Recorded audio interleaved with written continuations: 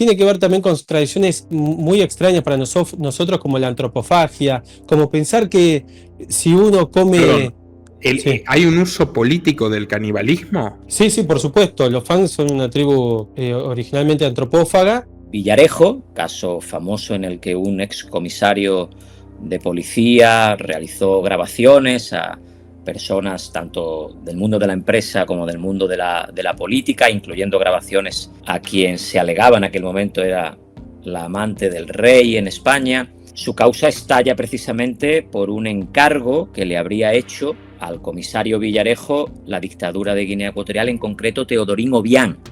Estos 4 ciudadanos, 2 ya de nacionalidad española y 2 residentes de larga duración en España, cuando llegan a Sudán del Sur y van a pasar el control fronterizo, son apartados, y cuando ha pasado todo el embarque que venía de una escala en Etiopía, son encerrados en un contenedor en Yuba, Sudán del Sur. Pocas horas después abren el contenedor, le toman unas fotos y le dicen los militares sudaneses: Obiang paga muy bien por vosotros. Desde el gobierno nacional se encontró con un silencio absoluto, pero esto tomó otro calibre cuando trascendió por parte de Guinea Ecuatorial, no del gobierno argentino, que el embajador argentino ante Etiopía y ante la Unión Africana se había reunido con un embajador de Guinea Ecuatorial en Etiopía. Luego de que Obiang decidiera empezar a dinamitar la isla para extraer metales preciosos, haciéndolo a metros de donde estaban las casas, generando derrumbres, malestar, afectando también el balanceo natural de la isla, una isla de origen volcánico, y con todo lo que eso implica, ¿no? Por supuesto, en una isla donde la gente vive en una economía de subsistencia, con lo único que sale del suelo es con lo que se alimentan, no hay nada más que contar. Y bueno, esto por supuesto los afecta muy gravemente. Cuando la gente protestó por esto, se produjo una ola de secuestros, de torturas, y ahí, bueno, es donde entra la denuncia de Aitor.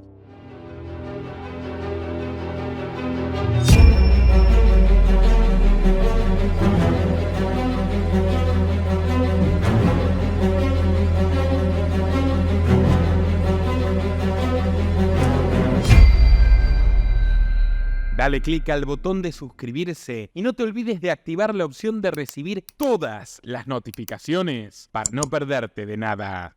Muy buenas tardes, amigos, les traigo información muy importante de un caso sensible que ha pasado por debajo de los radares durante años, pero ha llegado el fin de una era de impunidad. Ya les hemos hablado en múltiples ocasiones de la isla de Annobón, cruel y brutalmente oprimida por uno de los más feroces y sanguinarios dictadores de la actualidad, que es precisamente el tirano de Guinea Ecuatorial, Teodoro Obiang, que ha contado en distintos momentos con la complicidad de distintos gobiernos y distintos signos políticos de Occidente, y que incluso, y hoy traemos a un experto en la materia, ha desplegado grupos de tareas que secuestran gente en Europa, como si fuera una especie de grupo cóndor africano operando en Europa en pleno siglo XXI. Nos acompañan el periodista que más ha hecho por visibilizar la causa de Annobón, que actualmente tiene grandes victorias de las cuales también les hablaremos, que es Santiago Sautel, director de la agencia Realpolitik, prestigioso periodista argentino, y también nos acompaña una eminencia jurídica que es el doctor Aitor Martínez, abogado español, que de hecho ha patrocinado, ha formado parte del grupo de defensa del gran periodista Julian Assange. Hace un rato nos comentaba Aitor que estuvo hablando con él, y que también está ocupado en la defensa de los derechos humanos de los anoboneses, de los habitantes de esta isla cruelmente oprimida por Obiang, a quien parece que le queda poco. Así que primero quiero darle la bienvenida a ambos invitados. Santiago, Aitor. Muchas gracias, Nico, como siempre. Un placer. Santi, ponenos en contexto, por favor, de cuál es este clima de decadencia sanguinaria que rodea al dictador Obiang. Bueno, estamos hablando, es muy difícil hablar de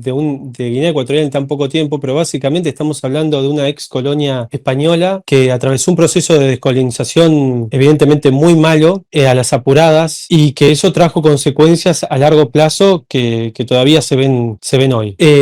Durante los últimos días hubo una resolución positiva en favor de Annobón en contra de Guinea Ecuatorial en el marco de la violación de derechos humanos en la isla de Annobón, una isla que tiene a su gente sometida, militarizada, desplazada, sometidas a abusos de todo tipo. Y yo, a modo de presentación, Nico, lo que me gustaría decir es algo que siempre dice Orlando Cartagena Lagar, que es el primer ministro de la proclamada República de Annobón, que se encuentra en un proceso de reconocimiento de su independencia y que tiene que ver con la forma en la que este proceso tiene que entenderse. Porque a pesar de que Guinea Ecuatorial se presenta como una democracia moderna, está muy lejos de serlo. Y para comprender la esencia que rodea no solamente a Obiang, sino a Guinea Ecuatorial, Orlando siempre habla de reconocer en ellos las características de una una etnia, con todo lo que eso implica dentro de una tribu, es más fácil entender qué es lo que está pasando en Guinea Ecuatorial, porque este tipo de tribus, Obiang pertenece a una tribu que es la tribu gobernante, que son los Fang, tienen características que les son propias, ¿sí? Dentro de esas características están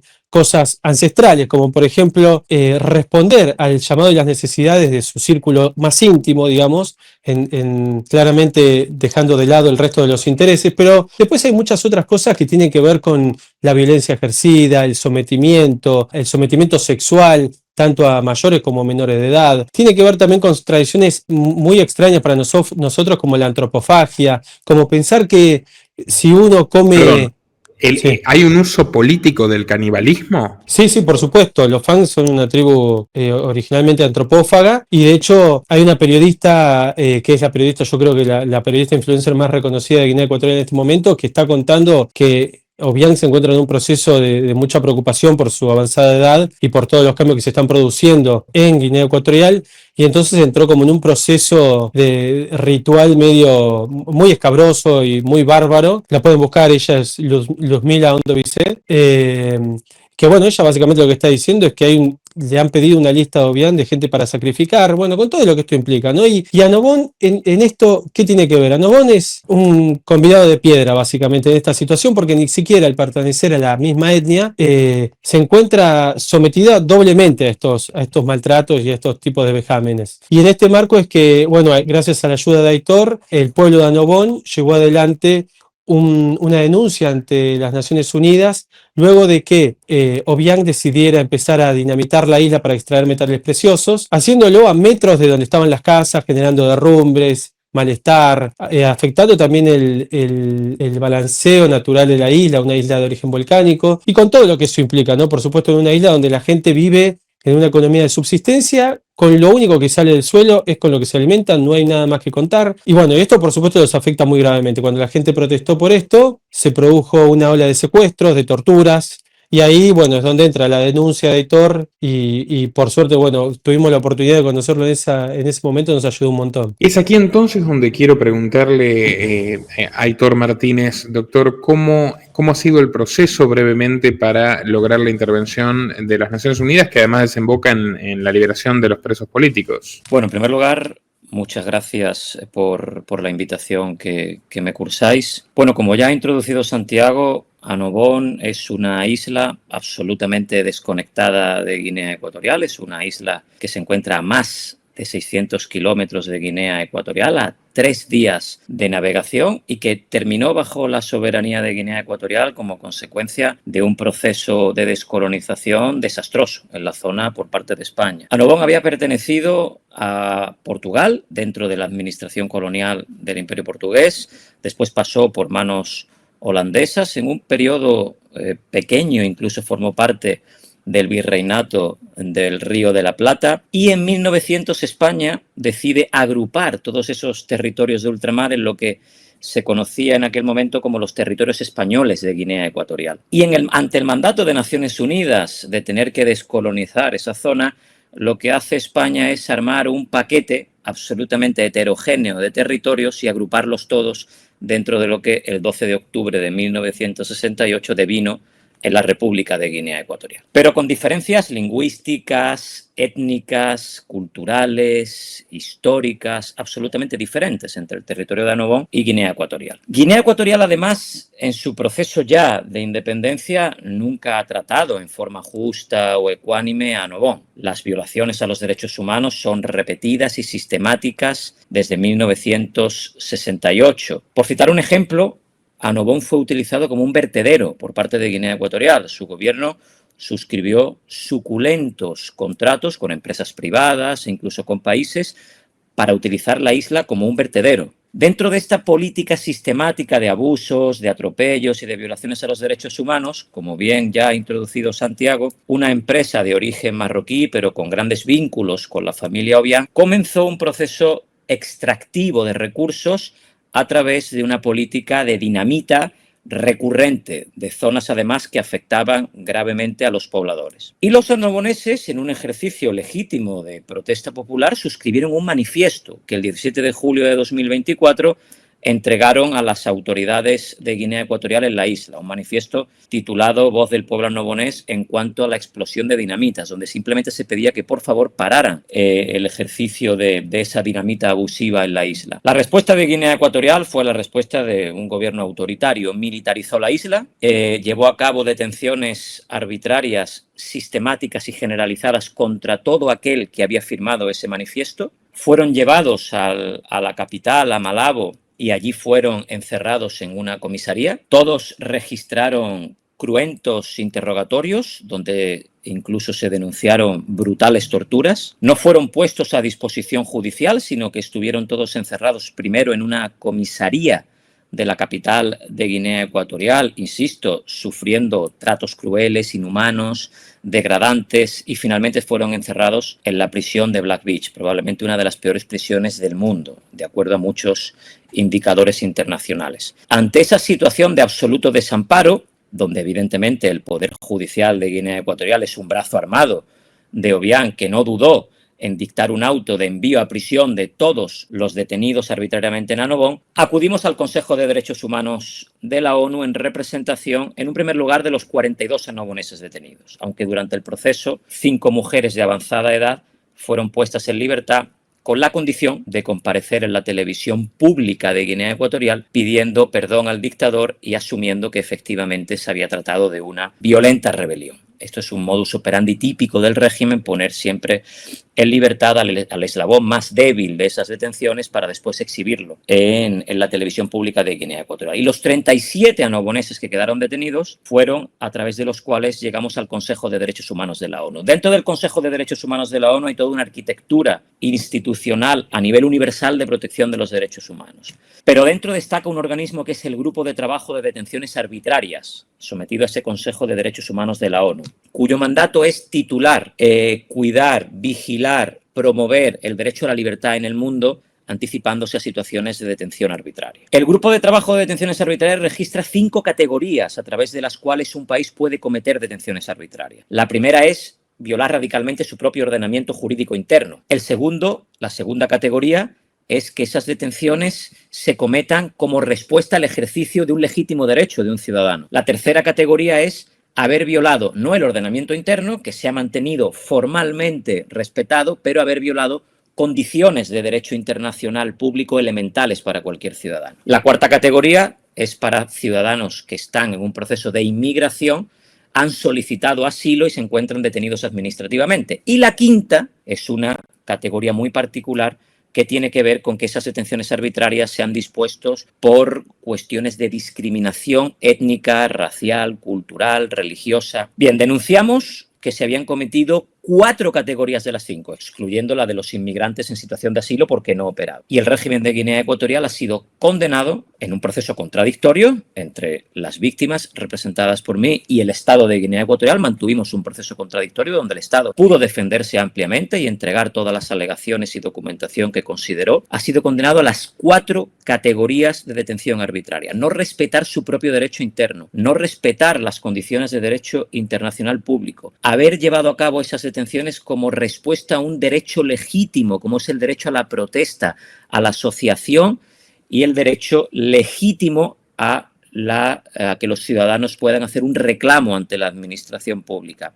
Y lo más importante, la quinta y última categoría, cuarta condena, por haber dispuesto esas detenciones arbitrarias como consecuencia de una política discriminatoria por cuestiones raciales, religiosas, étnicas contra un pueblo.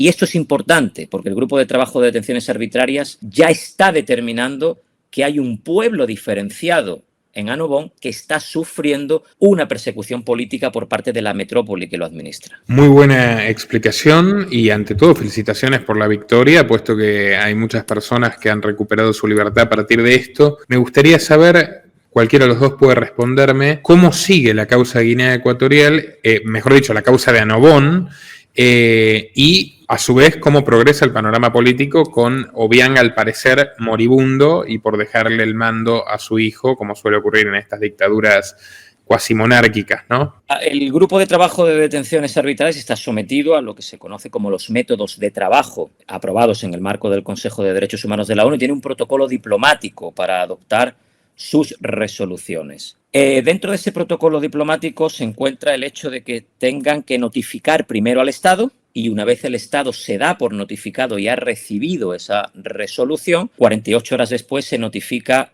al representante de las víctimas. En este caso, Guinea Ecuatorial se negó durante semanas a recibir la notificación diplomática del Consejo de Derechos Humanos de la ONU en su misión permanente en Ginebra. Se negó, y esto nos habla del talante de Guinea Ecuatorial para con la comunidad internacional y, en concreto, para con la estructura universal de protección de derechos humanos. Pero en esas semanas donde se negó a recibir la notificación por parte de Naciones Unidas, Teodoro Obiang compareció y, como si fuese un acto de buena voluntad, anunció el indulto de los 37 anoboneses. Y con posterioridad a anunciar el indulto de estas personas, aceptó la notificación finalmente a regañadientes de Naciones Unidas, y ahí ya sí nosotros pudimos ser notificados 48 horas después. Es decir, en lugar de aceptar que ha sido condenado por una instancia internacional de la envergadura de la ONU y proceder a poner en libertad a esos ciudadanos tal y como le ha exigido Naciones Unidas, lo que hizo Teodoro Obiang fue un show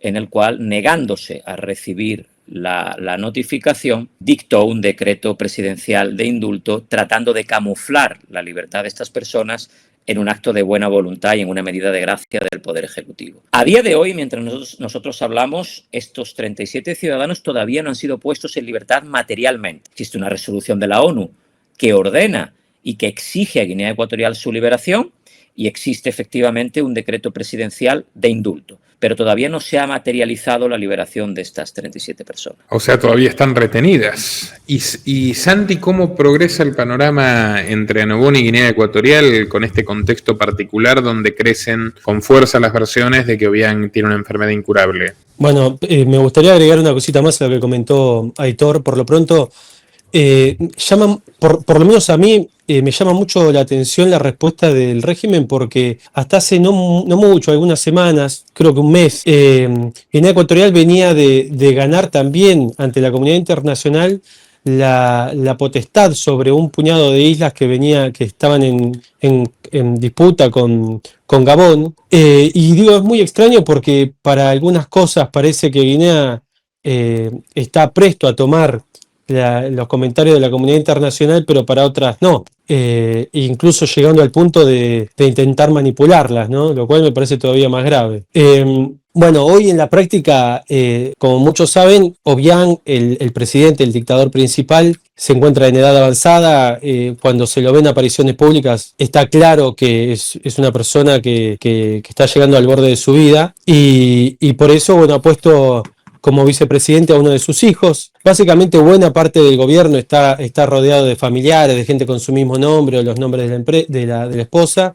Es decir, hay en el interín, más allá de que todo parece indicar que el sucesor natural sería su hijo, no está exento de internas, ¿no? Por supuesto, y va a ser un gran golpe, me parece, para Guinea Ecuatorial cuando Obiang pase a mejor vida, porque realmente puede esperarse cualquier cosa. Yo he hablado con personas de ese país y muchos esperan alguna especie de revuelta, pero incluso con tintes sangrientos, más incluso aún teniendo en cuenta los conflictos limítrofes que también tiene con países como Gabón, bueno, en este caso con Annobón. Realmente la situación de Guinea en general es bastante preocupante y delicada. Yo, si me permites, por añadir algo a lo que acaba de comentar Santiago, Teodoro Obiang tiene varias decenas de hijos. Y dentro de la batalla sucesoria de sus hijos por heredar de alguna forma el poder ejecutivo, la jefatura del Estado en Guinea Ecuatorial, parece que en los últimos años ya se ha decantado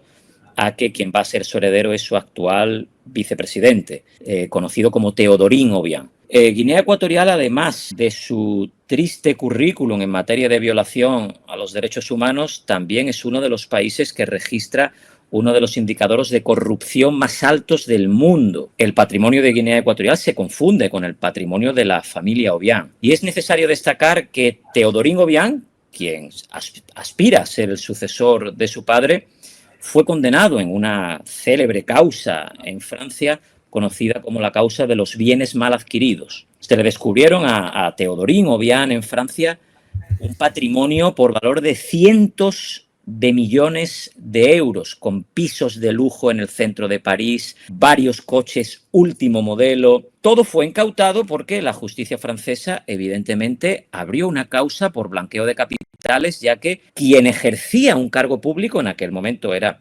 simplemente ministro, creo recordar que era ministro de Bosques y Minas, con su sueldo oficial no podía justificar ese volumen de patrimonio en Francia.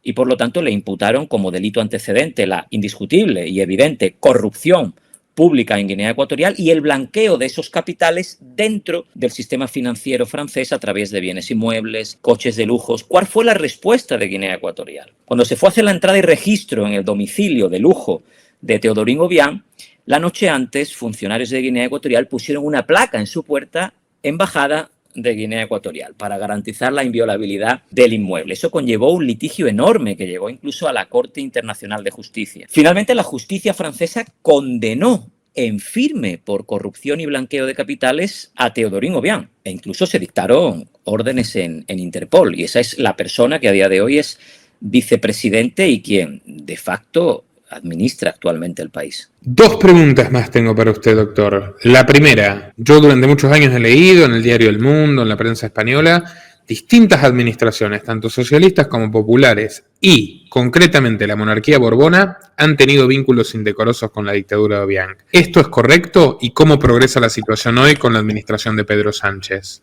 Bueno, históricamente España fue la potencia administradora de Guinea Ecuatorial, era un territorio colonial de ultramar español. Después de su independencia, efectivamente ha habido ciertos escándalos en los que se ha vinculado a Teodoro Obiang a algunos entramados económicos con variantes políticas en España. Por ejemplo, en el caso Villarejo, caso famoso en el que un excomisario de policía realizó grabaciones a personas tanto del mundo de la empresa como del mundo de la política, incluyendo grabaciones a quien se alegaba en aquel momento era la amante del rey en España. Su causa estalla precisamente por un encargo que le habría hecho al comisario Villarejo la dictadura de Guinea Ecuatorial, en concreto Teodorín Obiang, para que Villarejo se encargara de encontrar, digámoslo así, trapos sucios de su hermano para poder desprestigiarle en la carrera por la sucesión. Villarejo siempre se defendió diciendo que eso no era un negocio privado de él, sino que era una operación de los servicios de inteligencia españoles. E incluso Villarejo en su defensa llegó a exhibir correos presuntamente enviados a él por el Centro Nacional de Inteligencia Español, donde se le diría algo así, creo recordar, de cuando leí aquellos correos, como que Guinea Ecuatorial era estratégica para España, que estaba a mal con Francia después de la apertura de la causa contra Teodorín y que era el momento de promocionar a Teodorín al poder para que España pudiera encontrar suculentos contratos en Guinea Ecuatorial. Y hay que recordar que Guinea Ecuatorial es un gran exportador de madera, por ejemplo, pero sobre todo es un país que descubrió recientemente grandes bolsas de petróleo en el mar y que ya tiene una tecnología extractiva de ese petróleo. Por lo tanto, Guinea Ecuatorial siempre ha sido estratégico para España y en muchísimos escándalos de corrupción efectivamente ha aparecido Guinea Ecuatorial, ¿no? Mi segunda y última pregunta para usted, doctor, y lo libero porque es tardísimo ya en Europa, le agradezco que se haya tomado el tiempo para colaborar con nosotros, es ¿cómo es esto de que Obiang llegó a tener grupos de tarea en Europa que secuestran gente? Bueno, eso es otra causa que está en investigación en España, en la Audiencia Nacional, donde yo represento al Movimiento para la Liberación de Guinea Ecuatorial, Tercera República, un grupo de exiliados ecuatoguineanos que viven en España, y además represento también a las familias de los secuestrados. Hay que tener en cuenta como contexto que la brutal represión desplegada por Teodoro Obiang ha conllevado que prácticamente ya no quede oposición política dentro del país. La oposición política se encuentra o privada de libertad, cárceles, o se encuentra exiliada. Y principalmente los exiliados residen en Francia, España y otros territorios europeos. Pero esta oposición política a Obiang desde Europa ha sido siempre muy contestataria, muy organizada. Y Obiang creó dentro de la estructura administrativa del país un ministerio de seguridad exterior. Es decir, si uno atiende a la división napoleónica clásica y ordinaria de los ministerios de los estados contemporáneos, Todos tienen un Ministerio de Interior para la seguridad dentro del país y un Ministerio de Relaciones Exteriores para su interlocución con la comunidad internacional. Guinea tiene estos dos ministerios y adicionalmente tiene un tercer ministerio, que es el Ministerio de Seguridad Exterior. Dentro de ese Ministerio de Seguridad Exterior existe una estructura que ha desplegado secuestros reiterados y sistemáticos de opositores que se encontraban en el exterior para trasladarlos por la fuerza a Guinea Ecuatorial. Esto no es una afirmación que haga yo. El Grupo de Trabajo sobre Detenciones Arbitrarias de la ONU emitió un durísimo informe hablando de esa política de secuestros internacionales de opositores. El relator de la ONU contra la tortura emitió también un durísimo informe al Consejo de Derechos Humanos de la ONU alertando de la política de secuestros internacionales por parte de estas divisiones de inteligencia que operan dentro de la seguridad exterior. El propio Departamento de Estado de Estados Unidos tiene informes específicos sobre estas unidades que operan secuestrando a opositores en el exterior. ¿Cuál es el modus operandi? Normalmente se engaña a estos opositores para que se desplacen a países de África donde es más fácil su secuestro por parte de estas unidades de inteligencia de Guinea Ecuatorial. Se han realizado secuestros, por ejemplo, en Nigeria, en República Centroafricana, en Camerún y, por ejemplo, en Togo, uno de los últimos secuestros, y el último de los secuestros de esta larga cadena que llega a casi 40 secuestrados, se produjo en Sudán del Sur. Este es el secuestro que afecta a 4 miembros del Movimiento para la Liberación de Guinea Ecuatorial. Fueron engañados estando en Madrid, les pidieron que se desplazaran a Sudán del Sur para mantener allí reuniones con la Unión Africana, cuestiones también de ofertas laborales. Fueron engañados por un ciudadano francés y por un ciudadano camerunés que están identificados en los correos electrónicos. Por cierto, el ciudadano camerunés públicamente dijo que había recibido dinero de Obiang para engañarles y llevarles a Sudán del Sur y posteriormente falleció en circunstancias todavía no aclaradas en Camerún. Estos 4 ciudadanos, 2 ya de nacionalidad española y 2 residentes de larga duración en España, cuando llegan a Sudán del Sur y van a pasar el control fronterizo, son apartados y cuando ha pasado todo el embarque que venía de una escala en Etiopía, son encerrados en un contenedor en Yuba, Sudán del Sur. Pocas horas después abren el contenedor, le toman unas fotos y le dicen los militares sudaneses: Obiang paga muy bien por vosotros. Horas después, ya al día siguiente, son sacados del contenedor, son montados en un vehículo, son llevados hacia la pista y ellos ven cómo ya ha aterrizado un avión de Guinea Ecuatorial, un Embraer de Guinea Ecuatorial que ha participado ya en diversos secuestros y que es un avión presidencial que incluso se ha utilizado para llevar secuestrados utilizando viajes oficiales del presidente Obiang para esconderlos en las bodegas. Son subidos, son golpeados, se les administra una dosis de una sustancia tipo pentotal que les adormece y despiertan en Mongomo, ciudad natal del dictador Teodoro Obiang. Son ingresados en una prisión de máxima seguridad, en 4 celdas subterráneas de la prisión de Obenasem, donde nadie jamás ha entrado nunca. Posteriormente, España se interesa por dónde están estos ciudadanos españoles. Y en informes de la propia diplomacia española, las autoridades de Guinea Ecuatorial, incluyendo a la familia Obiang, se reúnen con el embajador de España diciéndole que no tienen idea de dónde se encuentran esos ciudadanos y que, por supuesto, no están en su jurisdicción.